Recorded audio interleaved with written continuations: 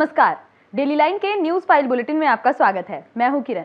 इस बुलेटिन में हम आपको बताएंगे कि टाटा ट्रस्ट का नया चेयरमैन रतन टाटा के सौतेले भाई को आखिर क्यों बनाया गया है, और बताएंगे कि आईएमए ने बंगाल सीएम को लेटर लिखकर अब क्या मांग की है। साथ ही बताएंगे कि यूपी उपचुनाव से पहले बसपा सुप्रीमो मायावती ने क्या ऐलान कर दिया है जिससे राजनीतिक भूचाल आ गया है। लेकिन उससे पहले नजर आज की हेडलाइंस पर। रतन टाटा के सौतेले भाई नोएल टाटा बने टाटा ट्रस्ट के चेयरमैन। जिम्मेदारी के लिए कई साल से किया जा रहा था तैयार। पहले उनके भाई जिमी का नाम चर्चा में था। कोलकाता रेप मर्डर मामले के विरोध में भूख हड़ताल कर रहे डॉक्टर की हालत गंभीर। बेहोश होने के बाद लगाई गई ऑक्सीजन। आईएमए ने ममता बनर्जी को लिखा, मांगों पर फौरन एक्शन लें। महादेव सट्टा ऐप का प्रमोटर सौरभ चंद्राकर दुबई से गिरफ्तार। इंटरपोल के अधिकारियों ने पकड़ा। 7 दिन के अंदर लाया जा सकता है भारत। उपचुनाव से पहले बसपा सुप्रीमो ने किया बड़ा ऐलान। भाजपा कांग्रेस से दूर रहने के साथ ही किसी भी पार्टी से नहीं गठबंधन करेगी बसपा। यूपी सरकार ने अखिलेश को जेपी सेंटर जाने से रोका। सपा प्रमुख ने घर में लगी लोकनायक की मूर्ति पर चढ़ाई माला। कहा, नीतीश एनडीए का समर्थन वापस ले। चर्चा करेंगे खबरों की विस्तार से। रुक करेंगे पहली खबर की ओर। नोएल टाटा अब टाटा ट्रस्ट के चेयरमैन होंगे। वे रतन टाटा के सौतेले भाई हैं। 9 अक्टूबर को रतन टाटा के निधन के बाद नोएल इकलौते दावेदार थे। हालांकि उनके भाई जिमी का नाम पहले चर्चा में था, लेकिन वे पहले ही रिटायर हो चुके हैं। मुंबई में ट्रस्ट की मीटिंग में नोएल के नाम पर सहमति बनी। इसका आधिकारिक ऐलान बाद में किया जाएगा। बताया जा रहा है कि टाटा ग्रुप के साथ करीब से जुड़े पारसी समुदाय से ज्यादातर लोगों का कहना था कि चेयरमैन उसे बनाया जाए जिसके नाम में टाटा जुड़ा हो। इसलिए नोएल को एकमत से चुन लिया गया।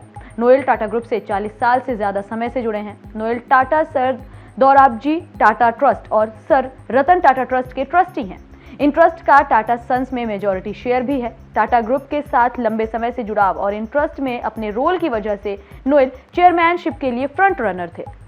नोएल 2014 से ट्रेंट लिमिटेड के चेयरमैन हैं। ट्रेंट जूडियो और वेस्ट साइड की ओनर है।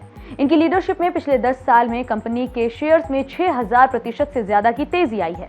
बताया जा रहा है कि रतन टाटा की फिलॉसफी पर ही उन्हें श्रद्धांजलि देने के अगले ही दिन ट्रस्ट के चेयरमैन के नाम पर फैसला लिया गया है। बढ़ेंगे अगली खबर की ओर।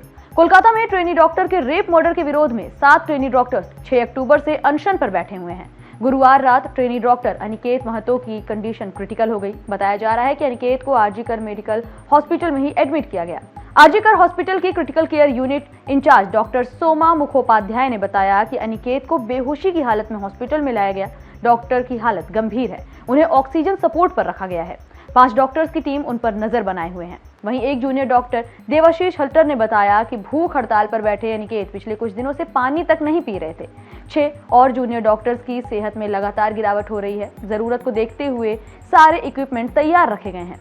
इस मामले के सामने आने के बाद आईएमए ने सीएम ममता बनर्जी को लेटर लिखा है, जिसमें मांग की गई है कि राज्य सरकार डॉक्टर्स की मांग पर तुरंत एक्शन ले।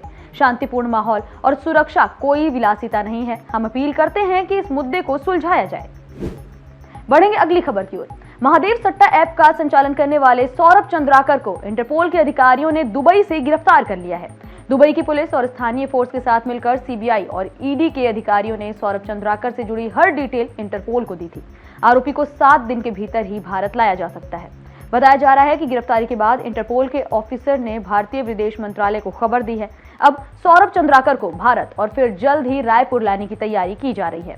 इसके लिए दस्तावेजी काम भी जल्द से जल्द निपटाए जा रहे हैं। इस मामले पर पूर्व सीएम भूपेश बघेल ने पोस्ट करते हुए लिखा कि बड़ा सवाल तो ये है कि सौरभ चंद्राकर की गिरफ्तारी में इतना ज्यादा समय क्यों लग गया। आखिर कौन उसे बचाना चाहता था। रुक करेंगे अगली खबर की ओर। उत्तर प्रदेश में उपचुनाव से पहले बसपा प्रमुख मायावती ने बड़ा ऐलान कर दिया है। उन्होंने कहा कि अब बसपा कभी भी गठबंधन नहीं करेगी, क्योंकि गठबंधन से पार्टी को फायदा हुआ ही नहीं। दूसरी पार्टी अपना वोट बैंक ट्रांसफर करा नहीं पाती है। भाजपा कांग्रेस से भी दूरी बरकरार रहेगी। बसपा सुप्रीमो मायावती ने शुक्रवार को सोशल मीडिया साइट एक्स पर 3 पोस्ट किए। उन्होंने कहा कि यूपी और दूसरे राज्यों में ये देखने को मिला है कि बसपा का वोट तो ट्रांसफर हो जाता है, जबकि दूसरी पार्टीज का वोट बसपा को नहीं मिलता। दूसरे दलों में इतनी क्षमता नहीं है कि वे अपने वोट बैंक को ट्रांसफर करा पाएं। इससे चुनावी रिजल्ट अच्छा नहीं आता और पार्टी कैडर निराश हो जाता है। मायावती ने आगे कहा कि अभी हरियाणा चुनाव में अपेक्षित रिजल्ट नहीं मिला, इसलिए समीक्षा बैठक में क्षेत्रीय पार्टियों से भी आगे गठबंधन न करने का फैसला लिया गया है। भाजपा या एनडीए, कांग्रेस या इंडी गठबंधन से पहले की तरह ही बसपा की दूरी जारी रहेगी। बढ़ेंगे अगली खबर की ओर। यूपी सरकार ने शुक्रवार को अखिलेश यादव को जेपी कन्वेंशन सेंटर जाने से रोका तो सपा प्रमुख ने घर में ही लगी लोकनायक जयप्रकाश नारायण की मूर्ति पर माला चढ़ा दी। अखिलेश यादव ने कहा कि वे जेपी एनआईसी में माल्यार्पण करेंगे। अखिलेश को रोकने के पीछे यूपी सरकार का तर्क था कि बारिश के चलते जेपी एनआईसी में जीव जंतु हो सकते हैं, ये खतरनाक हो सकता है, इसलिए माल्यार्पण करना सुरक्षित नहीं है। सरकार ने शुक्रवार को सपा प्रमुख अखिलेश यादव के घर के बाहर बैरिकेडिंग की, तार बिछाए और फोर्स भी तैनात कर दी। जेपी एनआईसी के बाहर भी टीन की दीवार देखने को मिली। इसके बाद सपा कार्यकर्ता अखिलेश यादव के घर में लगी मूर्ति को सड़क पर ले आए। सपा प्रमुख घर से बाहर निकले और मूर्ति पर माल्यार्पण किया।